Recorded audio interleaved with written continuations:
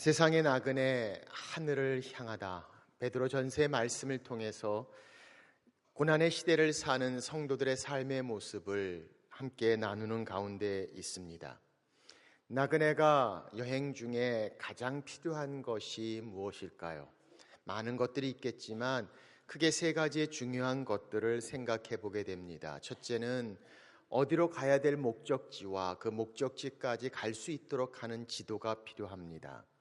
두 번째는 가는 기간 동안에 쓸 수 있는 필요한 모든 에너지, 그리고 물과 양식이 필요합니다. 그리고 세 번째는 그 여행길을 함께 할 수 있는 자들이 있다면, 기쁨과 즐거움으로 같이 갈 수 있는 동반자가 있다면 그 여행은 참으로 복되고 기쁨의 시간이 될 수 있을 것 같습니다. 우리는 지난 시간들을 통해서 우리의 그 본향을 향하는 순례자의 목표, 바로 하나님 아버지란 사실을 함께 나누어 보았습니다.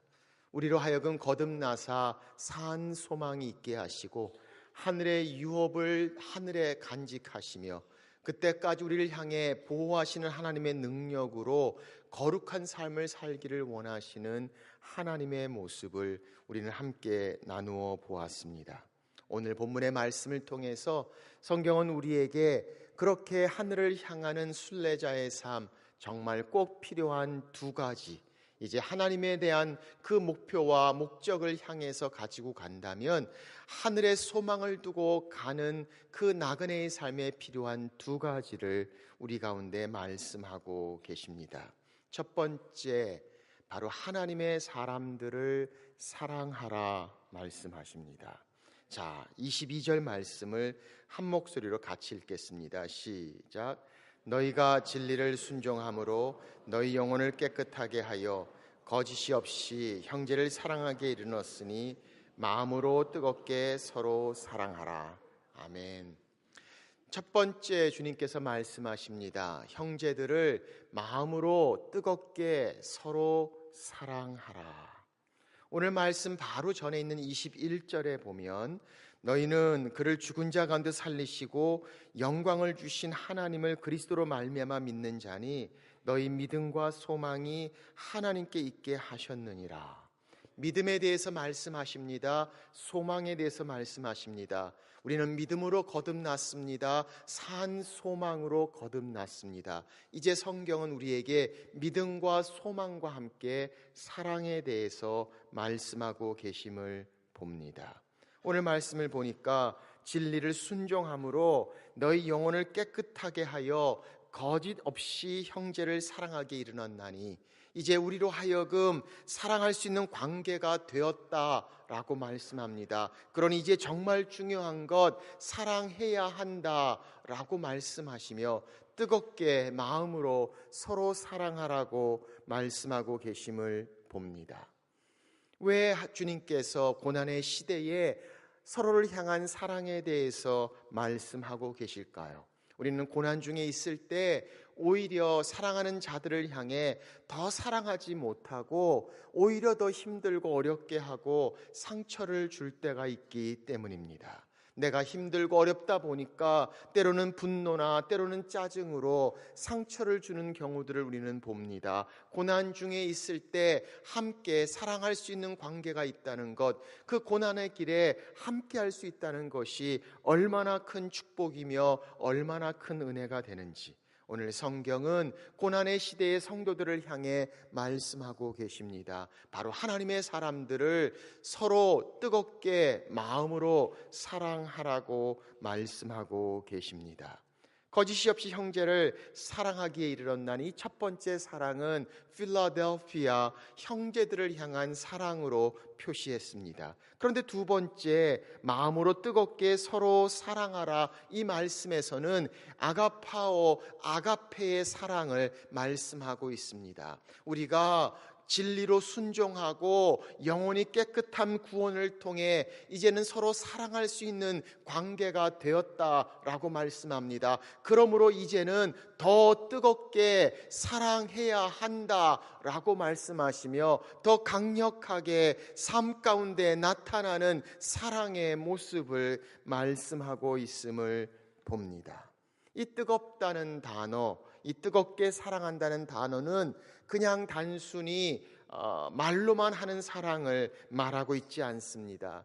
피상적인 사랑을 말하고 있지 않습니다. 어쩔 수 없는 사랑을 말하고 있지 않습니다. 이 헬라어 단어는 운동하는 자들에게 사용하는 단어입니다. 모든 근육이 긴장해서 팽팽하게 잡아당겨져 있는 상태, 최선의 상태를 가지고 있는 모습을 말합니다. 다시 말하면 마음으로 뜨겁게 서로 사랑하라, 이 말씀은 모든 것을 다 뻗어서 최선으로 모든 힘을 다하여 서로 사랑하라라는 말씀을 하고 있음을 봅니다.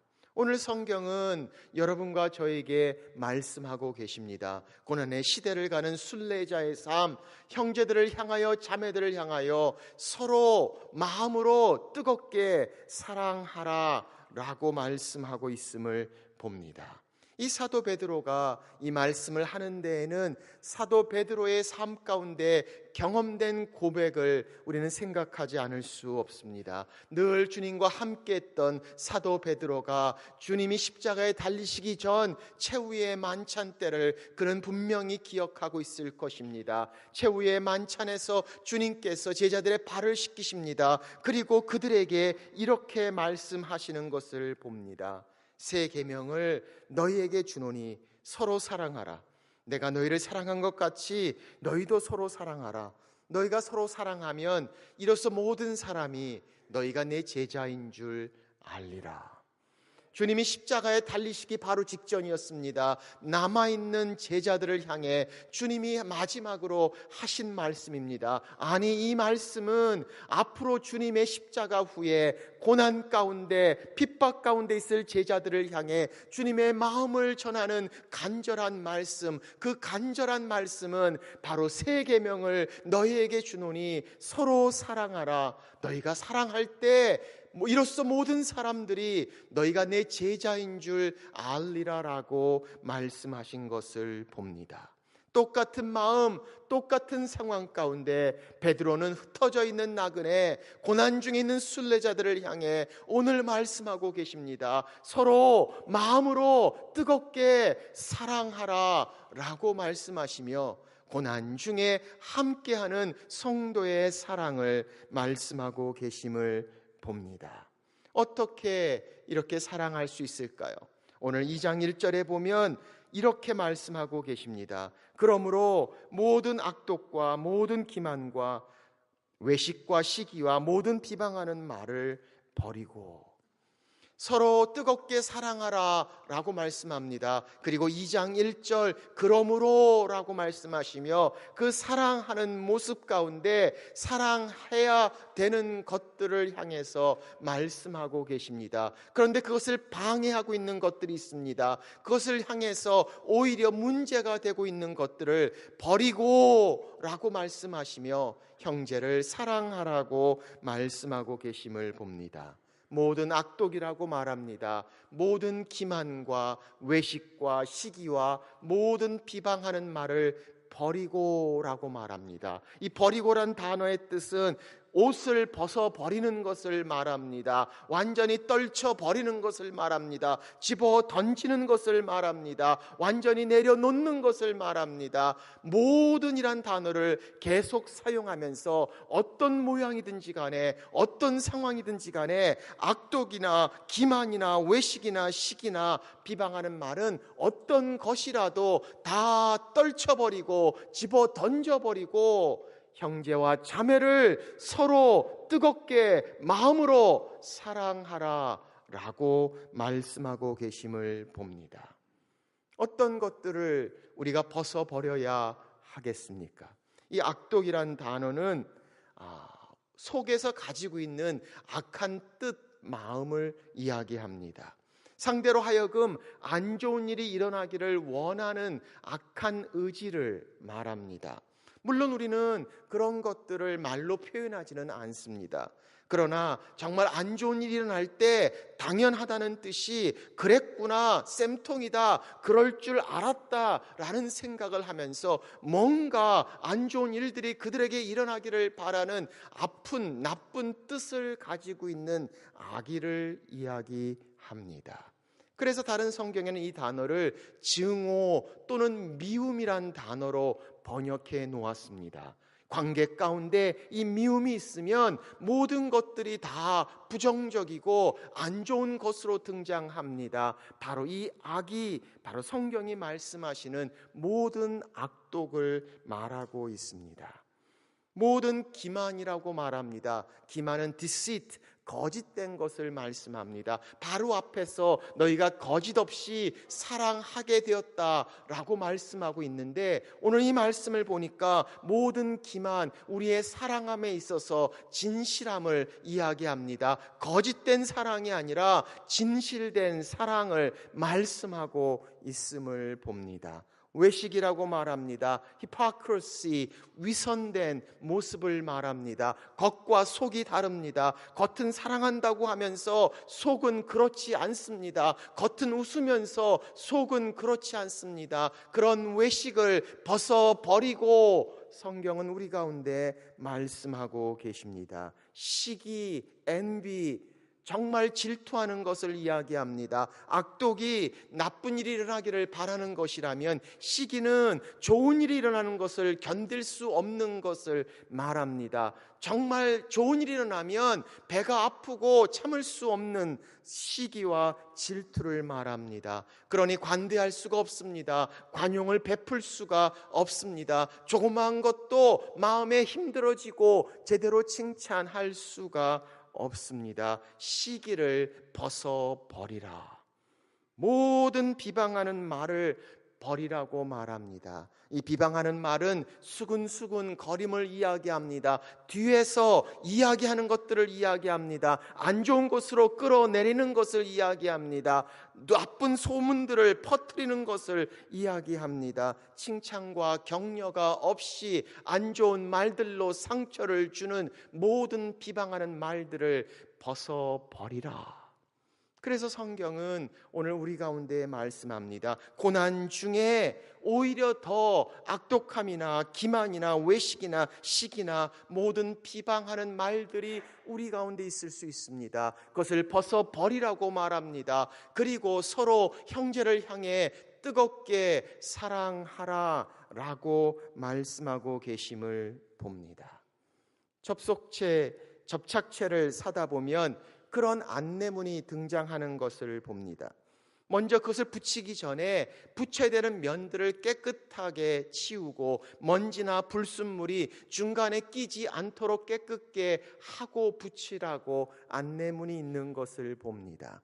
그렇지 않으면 붙여놓으면 그 사이에 먼지나 이물질이 들어가 버리면 오래가지 못합니다. 제대로 붙어있지 못합니다. 오늘 성경은 우리 가운데 말씀하고 있습니다. 모든 악독과 기만과 외식과 시기와 비방하는 말들을 다 떨쳐버리고 하나님의 말씀에 순종하고 영혼이 깨끗한 하나님의 관계 가운데 있는 형제와 자매들을 마음으로 뜨겁게 최선을 다해 서로 사랑하라 라고 말씀하고 계십니다.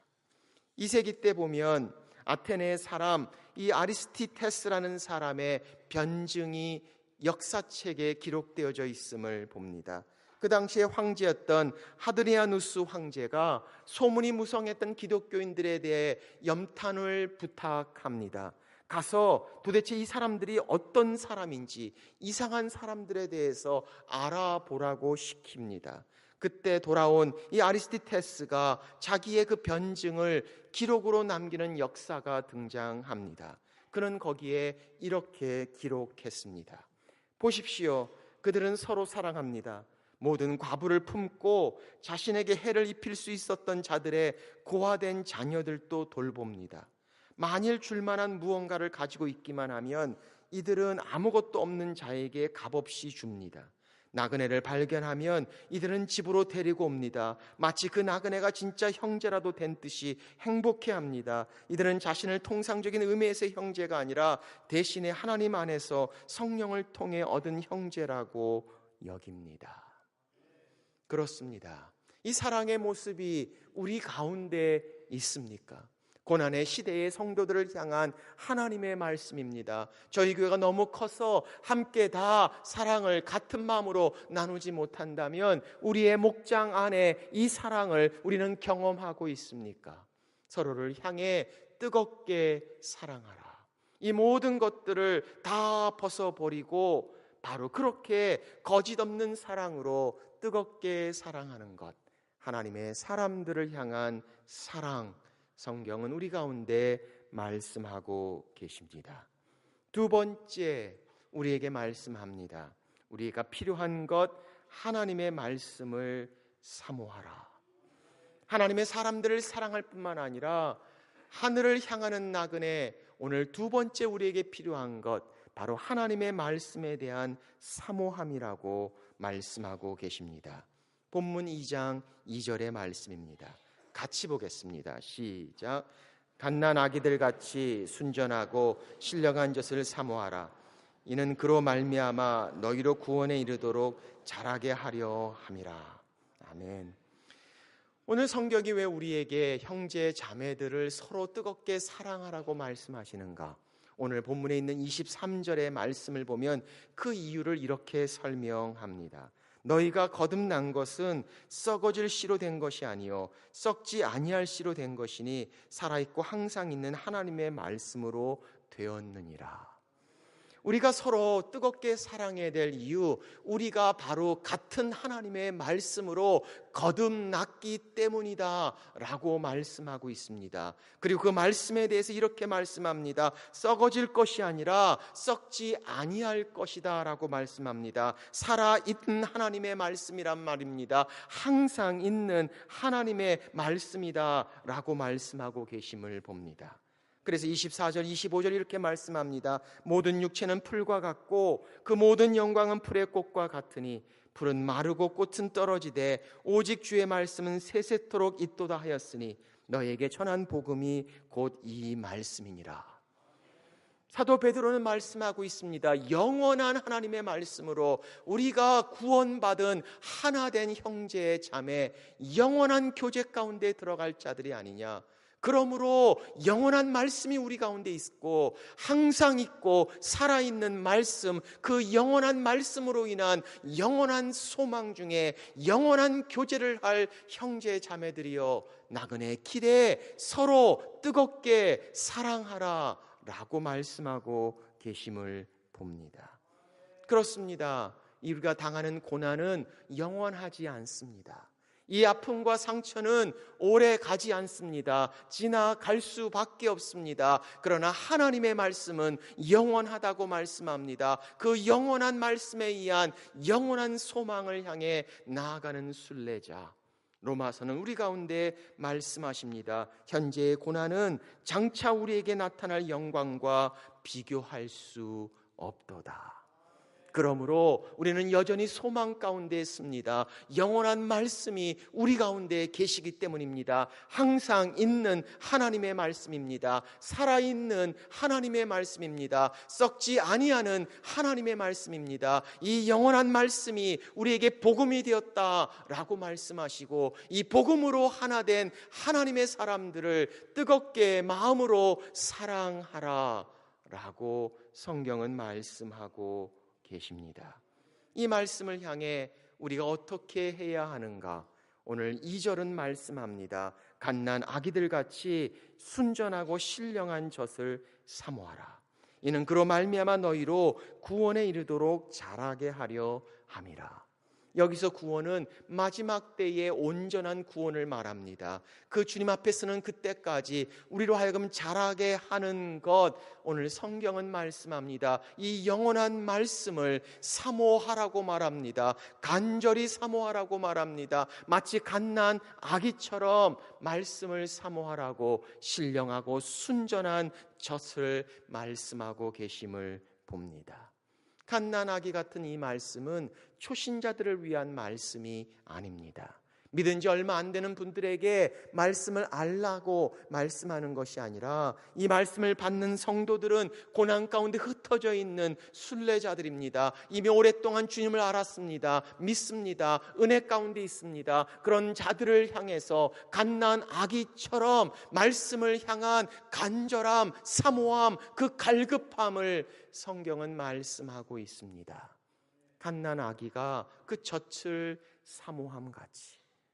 사랑하는 여러분, 갓난아기가 배고파서 젖을 달라고 보채는 모습을 보신 적이 있습니까? 배가 고프면 그냥 울어대기 시작합니다. 엄마의 젖을 달라고 보채고 그냥 그렇게 애타게 울어대는 모습을 봅니다. 그냥 주기만 해도 얼마나 빨아대는지 모릅니다. 아니, 엄마 사정 신경 쓰지 않습니다. 밤 12시, 새벽 3시 신경 쓰지 않습니다. 배가 고프면 그냥 울어댑니다. 그렇게 젖을 사모하고 울어대는 아기에게 돈 줘보십시오. 만족합니까? 그렇지 않습니다. 다른 어떤 것도 만족시킬 수 없습니다. 그 아기는 그 젖을 사모합니다. 간절히 원합니다. 배고파 웁니다. 성경은 바로 갓난 아기처럼 순전하고 신령한 젖 하나님의 말씀을 사모하라 라고 말씀하고 있습니다. 저도 한번 그런 사모함, 갈증, 갈급함을 경험해 본 적이 있습니다. 어린 아기처럼 엄마의 젖은 아니지만 오래전에 제가 섬기던 교회에서 한 번은 주일날 설교를 하는 아주 더운 여름날이었습니다. 특별하게 더운 여름날이었는데 온 성도들이 본당에 가득 찼습니다. 그런데 그만 교회 에어컨이 고장이 나고 말았습니다. 몸에서 나오는 열기와 그 모여있는 그룹의 그 막혀진 공간, 그리고 그 더운 날씨가 찜통처럼 얼마나 더웠든지 성도들은 부채질을 하기 시작하고 땀을 닦기 시작합니다. 저도 설교를 하면서 비 오듯 땀을 뻘뻘 흘리며 설교를 하게 되었습니다. 이게 좀 너무 안쓰러웠던지 예배 중간에 한 분이 이렇게 오셔서 제게 아주 얼음이 잔뜩 들은 보리차 한 잔을 제 단상 위에 놓고 가셨습니다. 땀은 비 오듯 오고 얼마나 덥고 답답한지. 그런데 바로 제 눈앞에 얼음이 착 들어가 있는 그 차가운 보리차가 있는데 얼마나 갈증이 났는지 모릅니다. 그런데 마실 수가 없었습니다. 성도들도 다 그것만 보고 있었기 때문입니다. 다 보고 있는데 어떻게 제가 혼자 마실 수 있겠습니까? 그래서 예배 시간 내내 서로 다 이 차가운 얼음의 보리차를 바라보며 갈증을 가졌던 때를 기억합니다. 그렇습니다. 오늘 성경은 그런 목마름, 갈증을 말합니다. 입이 바짝바짝 타는 것처럼 정말 사모하고 간급한 모습을 말합니다. 성경은 이렇게 그 모습을 설명합니다. 시편 119편 내가 주의 계명들을 사모함으로 내가 입을 열고 헐떡였나이다. 표현이 좀 그렇긴 하지만 얼마나 간절한 모습, 하나님 내가 사모합니다, 갈급합니다, 갈망하는 모습입니다. 사슴이 시냇물을 찾기에 갈급한 같이 내 영혼이 주를 찾기에 갈급하나이다. 성경은 말씀하고 있습니다. 사랑하는 여러분, 이 말씀을 향한 목마름이 우리 가운데 있습니까? 내게 영원한 말씀이 있습니다. 이 영원한 말씀으로 인해 우리는 영원한 소망을 갖습니다. 이 하나님 말씀을 향한 목마름, 갈증, 갓난아기처럼 간절히 사모하는 것, 오늘 성경은 우리 가운데 말씀하고 계심을 봅니다. 저희 교회 B시리즈라고 3년이면 모든 성경의 부분들을 함께 공부할 수 있는 프로그램이 시작되었습니다. 지난주 그리고 이번 주도 또 시작합니다. 하나님의 말씀을 함께 나누며 그 말씀에 깊이 사모하는 것. 우리는 말씀을 안다고 생각하지만, 공부했다고 생각하지만 사실 얼마나 우리가 하나님의 말씀을 알고 있습니까? 오늘 사슴이 시냇물을 찾기에 갈급함 같이 우리의 영혼이 하나님을 찾기에 갈급하나이다. 갓난아기처럼 사모하는 모습을 말씀하고 있습니다. 그렇게 갓난아기처럼 주의 말씀, 영적인 젖을 사모하는 우리를 향해 또 하나의 중요한 마음의 동기를 성경은 말씀하고 계십니다. 그게 바로 3절 말씀입니다. 너희가 주의 인자하심을 맛보았으면 그리하라. 그 젖을 사모하는 아기 같은 우리를 향해 너희가 주의 인자하심을 맛보았으면 그렇게 갓난아기처럼 하나님의 말씀을 사모하라 라고 말씀합니다. 아니, 이 말씀은 너희가 주의 인자하심을 맛보지 않았느냐? 당연히 그러니 그 말씀을 향해 갓난아기처럼 사모하라 라고 말씀하고 계심을 봅니다. 주의 인자하심, 사도 베드로처럼 주의 인자하심을 가장 깊이 경험한 자가 또 어디 있을까요? 그렇게 늘 주님과 함께 있었습니다. 아니, 주님을 3번이나 부인했던 그를 향해 예수님 만나 주셨습니다. 회복시키시고 용서하시고 사랑해 주십니다. 주의 인자심을 경험했던 베드로, 성도들을 향해 말씀하고 있습니다. 너희가 그런 주의 인자심을 경험하지 않았느냐? 나도 그런 주의 인자심을 경험했다라고 말씀하며, 그렇게 경험한 우리가 하나님 말씀을 사모하고 갓난아기처럼 사모하는 것 당연하지 않느냐라고 말씀하고 계시는 것을 봅니다. 너희가 주의 인자하심을 맛보지 않았는가? 그렇다면 그리하라 라고 말씀하시며, 우리가 주의 인자심을 맛봅니다. 하나님의 선하심, 우리를 향한 주의 사랑을 경험합니다. 그 맛을 보고 나면 맛을 잊을 수가 없습니다. 맛있는 식당을 발견하면 거기에 계속 찾아가듯이 그 맛을 경험한 하나님의 사람들은 하나님의 은혜 가운데 나갑니다. 말씀 가운데 나갑니다. 말씀을 사모할 수밖에 없는 것, 하나님의 인자하심을 맛보았으면 그리하라 라고 말씀하시며, 우리가 주의 인자하심, 주의 선하심, 우리를 향한 하나님의 사랑을 경험한다면 이 어떤 어려움도 어떤 고난도 문제가 되지 않습니다. 두려움과 불안감도 문제가 되지 않습니다. 이 인자하심을 붙잡고 경험한다면 어떤 어려움도 문제가 되지 않는 것, 오늘 성경은 우리 가운데 말씀하고 계십니다.